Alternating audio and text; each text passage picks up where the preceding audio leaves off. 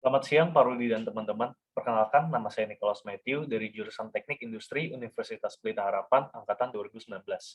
Pada kesempatan kali ini, berhubungan dengan mata kuliah Manajemen Perusahaan Industri, saya ingin menjelaskan sedikit tentang Manager as a Decision Maker atau manajer sebagai pengambil keputusan. Nah, terdapat 8 langkah yang dapat dilakukan oleh sebuah manajer dalam mengambil sebuah keputusan, dimulai dari identify the problem, kemudian establish decision criteria, weigh decision criteria, generate alternatives, evaluate the alternatives, choose the best alternatives, implement the decision, dan yang terakhir evaluate the decision. Untuk membahas lebih lanjut, saya akan menggunakan sebuah contoh perusahaan dan kasus yang dialami oleh manajer dalam perusahaan tersebut.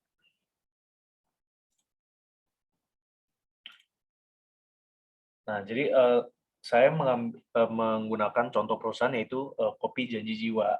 Jadi membahas dari langkah pertama yaitu identify the problem.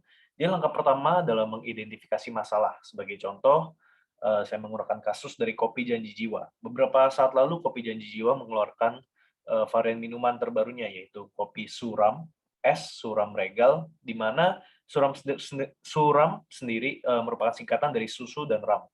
Melihat salah satu bahan baku dari minuman ini merupakan ram yang mengandung alkohol, muncullah keresahan pada masyarakat. Netizen mempertanyakan status halal dari minuman tersebut, dan pada akhirnya keresahan ini teridentifikasi oleh Kopi Janji Jiwa.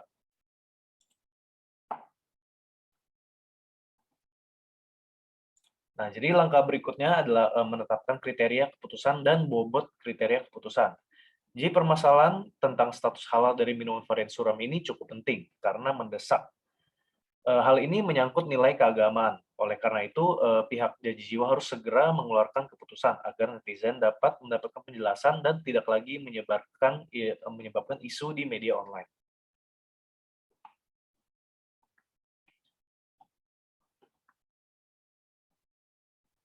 Nah, kemudian pihak Janji Jiwa harus mulai memikirkan solusi atau alternatif apa diberikan yang dapat diberikan.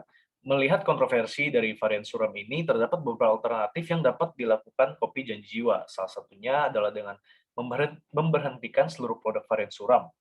Namun selain opsi tersebut, Kopi Janji Jiwa juga bisa memberikan penjelasan dan pertanggungjawaban tentang minuman varian suram dengan status kehalalan kepada media massa. Jadi langkah berikutnya adalah evaluate the alternatives, choose the best alternatives, dan implement the decision. Jadi pihak Janji Jiwa tentunya melakukan evaluasi terlebih dahulu pada keputusan yang akan dipilih. Varian suram ini merupakan salah satu bentuk dari kreativitas dan hasil pengembangan dari tim Janji Jiwa. Kenyataannya, minuman varian suram ini menggunakan rum sintetis atau perasa rum yang sama sekali tidak menggunakan alkohol.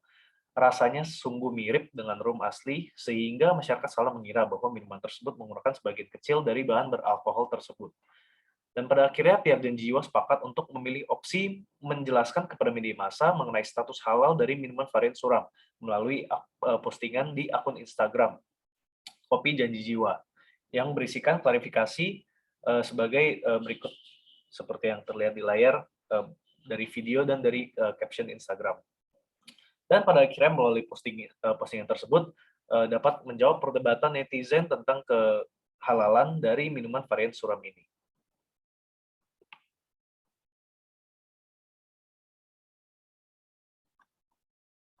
Kemudian masuk ke tahap terakhir yaitu evaluate the decision. Jadi klarifikasi tersebut tidak sepenuhnya dapat memuaskan sejumlah netizen tentang status halal dari minuman varian suram ini. Masih ada sejumlah orang yang menganggap bahwa rum sintetis ini tidaklah halal karena sangat sulit dibedakan dari yang asli. Meskipun demikian, keputusan yang telah dikeluarkan oleh pihak Kopi Janji Jiwa merupakan keputusan yang sangat bijak dan baik.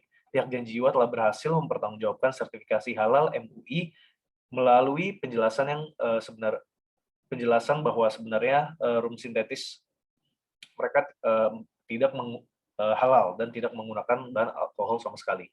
Selain itu, mereka juga berhasil mempertahankan varian minuman suram ini.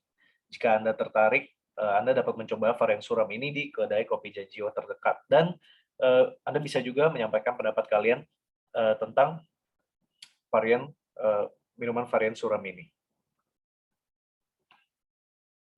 Nah, jadi keputusan macam apa sih yang diambil oleh pihak manajer di Janji Jiwa ini? Apakah rational decision making atau intuitive decision making?